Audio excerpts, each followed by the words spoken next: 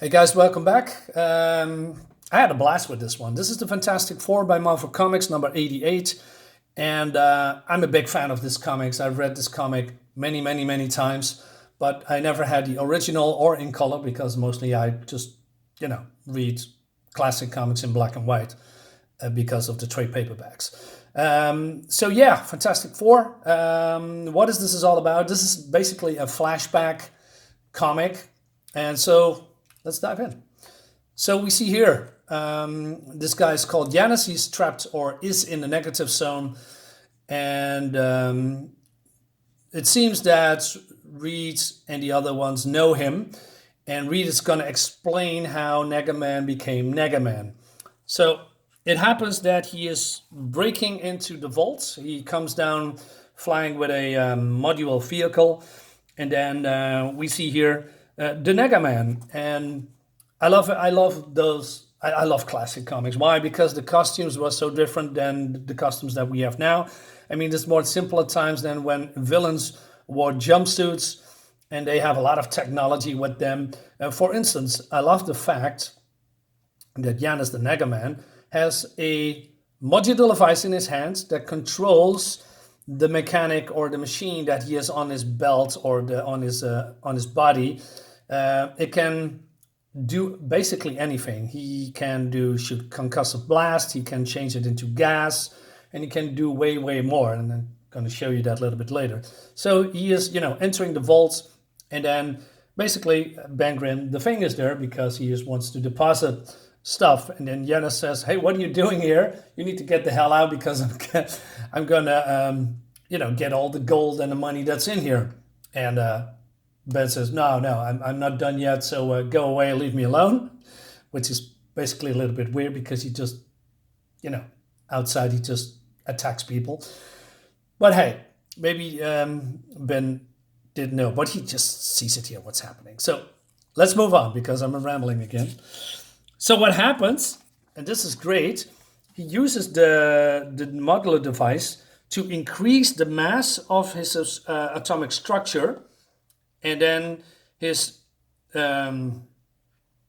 density is getting increased, and then he has then the power to basically beat the thing into a pulp, and which is absolutely great. Oh, by the way, before I forget, it's by Stan Lee, Jack Kirby, inks by Joe Sinnott. Last minute revisions and deletions added by Stan Lee, John Buscema, John Romita. John Romita, nice. And Dee Fingerov. I don't know this last one. So there's a lot of great creators, artists, writers, whatever in here. This the whole shebang. That's and this comic is a blast, by the way. So oh yeah, we were here. So Johnny comes in because they were meeting with each other, and Johnny turns into the Human Torch, and then this is a great shot. Let me show it. So here, Nega-Man uses his power to throw the door of the vault into Johnny, and it is this beautiful visual. Is this because Johnny just fly right through is because he's hot and he just melts like butter. But then he Nega-Man, turns the frequency of the modulator again, and he, transforming into self as it stands here into a living dynamo. I mean, like I said, it looks freaking amazing. It really you can feel the impact almost. That's why visual storytelling by the great people who made these comics is so important. When you have an artist that can bring something like this to life, the comic will be way more exciting, way more fun. This is basically a very simple... I call it simple. Probably it's not simple, but let's see when it comes to this or this. This is just very simple. This is some shapes and has some negative form and then some colors around it, but it looks very impactful, and that's a sign of a great artist, in my opinion. Then Nega-Man is gone, and Johnny is waking up at the Baxter building, and then we see the how do you say Reed Richards is there, and Reed Richards is, getting a phone from someone, a call. And then it seems that it's Janice, but he just looks normal, and he has a very, how do you say, sad face. And Johnny and Ben doesn't know what's going on. I mean, who is this guy? This is the guy who attacks us. And then Reed says, no, this is one of my colleagues from the science course in college. And then something happens at the apartment of Giannis because he needs help. And then there is someone with him, and then the television screen explodes. And I love that fact that it's going to happen, because how is that possible? Even Ben says, how is that possible? Nothing that happens in Midville can bust through a Visiphone. Nice name, by the way. Way over here. And then Reed says, except a possible new energy source, more powerful than any other force on Earth. Well, it comes from a negative zone. So Sue bursts in, and Reed and Sue decided to go to Midvale to visit Giannis to see what happened. And then Reed says, "Hey Johnny, and you and Johnny, Ben Grimm and Johnny needs to patrol the city for anything unusual." And then Johnny says, "Well, if Giannis is in Midvale, what are we all looking for?" And then Ben says, maybe he just wants to smooch with Sue. That cracked me up a bit.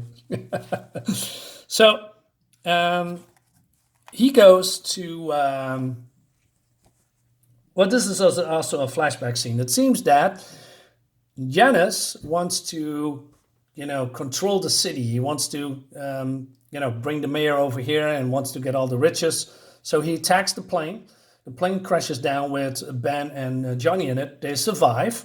And then we switch to, Giannis is already gone. I mean, the Nega-Man is already gone. And then we switch to Giannis. Can I see this? Yeah. So over here. So Giannis is a cripple. And then it seems that Reed figured it out what's going on. So the module is coming back. And then it seems that there are two persons. So are they twins? No, actually not. They are not twins. So Reed captures Giannis, and then Nega-Man pleads with Giannis for, hey, help me. You need to get me out. Grab Richards. And then Giannis is doing something. He grabs a pistol and shoots Nega-Man, his counterpart. And, he's, protect your brother, shoot him. But what happens is that the body of Nega-Man is dissolving because he was experimenting with Nega power because he wants to find a new energy source, Giannis, I mean. But that went wrong. He went overboard, and then when he is getting exposed by the Nega power, he wants to try to, fix his legs, but he accidentally made a clone of himself, but not really a clone. It's more like an apparition, or maybe it's a clone. Let's call it a clone. But the clone doesn't dissolve, but maybe something from his imagination, and he became schizophrenic, like Jekyll and Hyde. And then it comes back to skipping the last page, or one of the last pages. What's with the resolution? Just give me a sec. So here we go. So, and then we go back to the prison. A prison, what am I saying? The prison. And then we see that Giannis, the same one, is in a negative zone because, he being exposed, he hasn't learned anything. He wants to have more and more and more power. It drove him basically mad. Because his legs wasn't still healed. He wanted to more power. And then we see also here Ben changing into the Thing. The last page is that there's an alarm going off, and then it seems that someone is found the entrance of the negative zone lab, or from I'm explaining that wrong. Someone from the negative zone comes into the entrance of the lab. Well, who could that be? Well, it's none other than a nihilist that goes into the other part of the next issue that I don't have, unfortunately. But yeah, this is a great book. I mean, this is fun. I love Nega-Man. I love the whole concept, Jekyll and Hyde. I love the technology that we don't see much anymore in comics. It's just more like powers, powers, powers. But I also love the design of the vehicle here, that he is flying around and then uses the modular device to change everything, from the body mass, the density, to shooting concussive blasts and gas. There's a lot of things that speaks to the imagination, right? That is what I think is fun is about comics. Creating something, letting people think and imagine things, what's going on, and you see it on paper. That's great.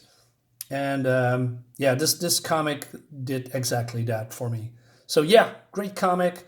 Yeah, thanks for watching again. I hope you liked the video. Maybe you should, or want, leave a comment. Tell me what you think about it. Do you know this comic? Do you want to see more of these kind of comics, or do you want to I want to go back to more like, say, modern comics? That the modern mainstream is now putting out, or maybe I should continue covering classic comics. That's what I'm gonna do eventually, or anyway. So you don't have a choice. No, just kidding. Thanks for watching, guys. See you next time, and have a great day.